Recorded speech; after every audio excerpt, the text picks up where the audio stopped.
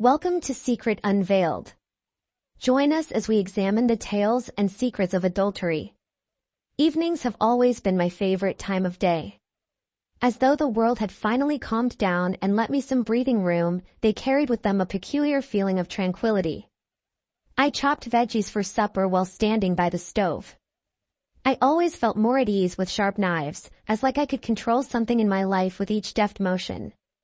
However, my hands were shaking today. The air itself felt heavy and still, but there was a peculiar, uncomfortable pulse to it. I couldn't resist touching Samuel's phone as it rested on the table like an unwelcome witness. I had never felt the urge to read my husband's texts or snooped on him. However, everything changed tonight. Perhaps it was that little glance he gave me as he walked out of the room. Or his voice, which was softer than normal when he took the call. Almost against my will, my fingers made contact with the phone. He gave me the code years ago when we initially moved in together, and I punched it in. There should be no secrets between us, he constantly urged. And now I found myself clutching his phone while feeling as though my own thoughts were choking me.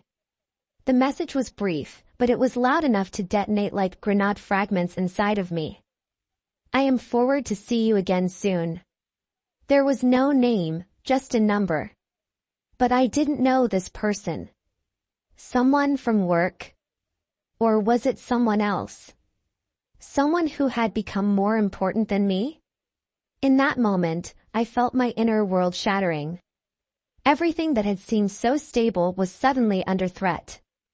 My breathing became labored, as if the air had turned too thick to inhale. I looked at the phone again, hoping the text would disappear, that it had been a mistake. But it was still there, black letters on a white background, clear and undeniable. Rebecca? Samuel's voice broke through my thoughts, making me startle. I quickly put the phone down, like a child caught misbehaving. He stood in the doorway, holding some document, looking at me. There was nothing suspicious in his eyes, just the usual tired expression of a man who had returned from work. Are you okay?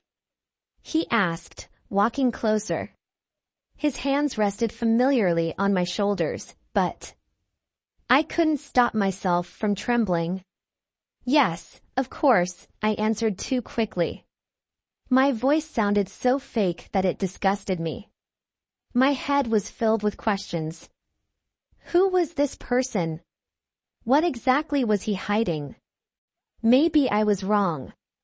Maybe it was all just a misunderstanding. But no matter how hard I tried to find excuses, the feeling that I was standing on the edge of a cliff only grew stronger. Everything I thought was stable in our life was beginning to crumble. I turned away from him, returning to chopping vegetables, feeling my heart pounding. The knife in my hand moved quickly, almost mechanically. Samuel stood beside me, paying no attention to my state. Maybe he didn't even notice anything had changed, or maybe he was just playing the same game, pretending everything was fine. Is something bothering you? He asked, watching my movements. His voice was soft, as always, but now every sound seemed suspicious to me, as if he was trying to hide something bigger. No, everything's fine, I lied again. The words slipped through my lips so easily that for a moment, I almost believed them myself. I stood there, watching him from the corner of my eye, trying to figure out if anything had changed in his expression, in the way he moved. Had I always been so blind not to notice the cracks in our relationship? Or was everything just starting to fall apart now? All right, he said, leaving the room, not suspecting anything strange. Or maybe he just didn't care. When the door closed behind him, I exhaled. A wave of anger rose in me like distant thunder. How could he? What did I do wrong? These questions swirled in my head, but I couldn't find answers. It felt like I was stuck between two worlds, one that was familiar and calm, and another full of doubt and fear. I leaned against the counter, staring out the window. Outside, the evening sky was slowly darkening, and I saw my reflection in the glass. It seemed foreign, as if I was looking at another woman who, despite all her resolve, was losing control of her life. I hated this woman for her weakness, for not being able to just ask Samuel outright what was going on. But what if I wasn't to hear the answer? My thoughts were tangled in a web of fear and doubt. One part of me screamed, "Ask him. Set everything straight."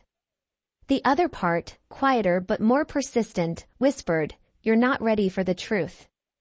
And honestly, I didn't know which voice to listen to. I tried to distance myself from my thoughts, to sink back into routine, dinner, cleaning, preparing for bed. But they wouldn't let me go. Samuel's phone lay on the table, a silent witness, and I couldn't ignore its presence. Every time I glanced at it, a wave of panic washed over me. That night, when I lay in bed, I listened to his even breathing beside me. It should have calmed me, but all I felt was cold. A cold that pierced me to the bone, a cold that no blanket could protect me from. And inside, in that silent cold, a new feeling was born, the uncertainty that everything could be fixed. Several days had passed, but the silence in the house had become unbearable. I had always known that Samuel could immerse himself in work, as if nothing else existed around him. But now that silence had taken on a different shade. It was thick, like autumn fog, engulfing everything. We barely spoke, but neither of us dared to break the strange quiet. It felt as though any word might shatter the fragile structure that was left of our marriage.